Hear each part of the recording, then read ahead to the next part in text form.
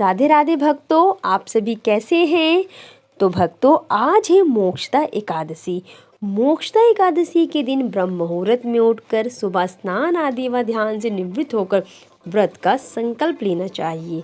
भगवान विष्णु के चतुर्भुज स्वरूप की तस्वीर या मूर्ति की पूजा करें और पंचामृत से अभिषेक करें। मोक्षदा एकादशी ब्रह्मांड पुराण में वर्णित है। मोक्षदा एकादशी की कथा। वासुदेवाय धीमहि तन्नो विष्णु प्रचोदयात्। ओम विष्णवे नमः। श्रीमन्नारायण नारायण नारायण श्रीमन्नारायण नारायण नारायण। आइए भक्तों, अब सुनते हैं मोक्षदा एकादशी की कथा। मार्गशीर्ष मास की शुक्ल पक्ष की एकादशी।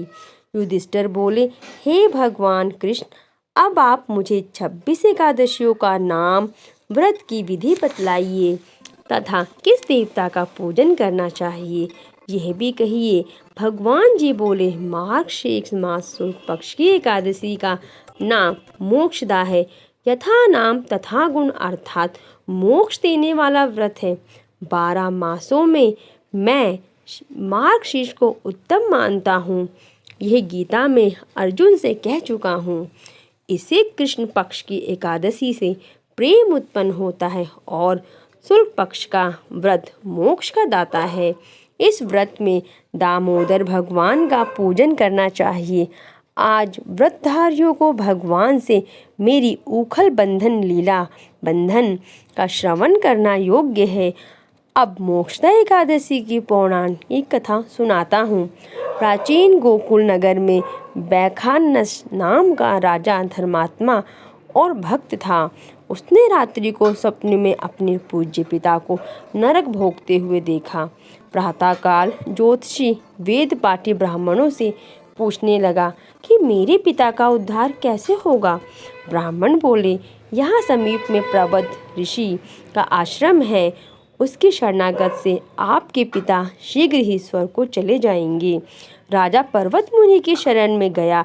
दंडवत करके कहने लगा, मुझे रात्रि को स्वप्न में पिता का दर्शन हुआ। वह बेचारे यमदूतों के हाथ से दंड पा रहे हैं। आप अपने योग बल से बतलाइए, उनकी मुक्ति किस साधन से शीघ्र होगी। मुनि ने विचार कर कहा कि और धर्म कर्म सब देरी से फल देने वाले हैं। शीघ्र वरदाता तो केवल शंकर जी प्रसिद्ध हैं, परंतु उनको प्रसन्न करने में देर अवश्य लग जाएगी। परंतु तब तक तो तेरे पिता की दुर्गति हो जाएगी। इस कारण सबसे सुगम और शीघ्र फलदाता मोक्षदा एकादशी का व्रत है। उसे विधि संयुक्त परिवार सहित करके पिता को संकल्प कर दो, निश्चय ही उनकी मुक्ति होगी। राजा ने कुटुंब सहित मोक्षदा एकादशी का व्रत करके फल पिता को अर्पण कर दिया। उसके प्रभाव से वह स्वर्ग को चला गया। जाते हुए पुत्र से बोला, अब मैं परम धाम को जा रहा हूँ। श्रद्धा भक्ति से जो मोक्षदा एकादशी का महात्म्य या कथा सुनता है, उसे वाजपेयी यज्ञ का फल मिलता है। भक्तों, ये कथा ब्रह्मांड पुराण में वर्णित है और इस व्रत को हमें अवश्य करना चाहिए। भक्तों, अगर आपको आज की कथा मेरी अच्छी लगी तो मेरे चैनल को सब्सक्राइब करें और इस कथा को ज़्यादा से ज़्यादा लोगों को शेयर करें। ओम नमो भगवते वासुदेवाय। जय जय श्री राधे।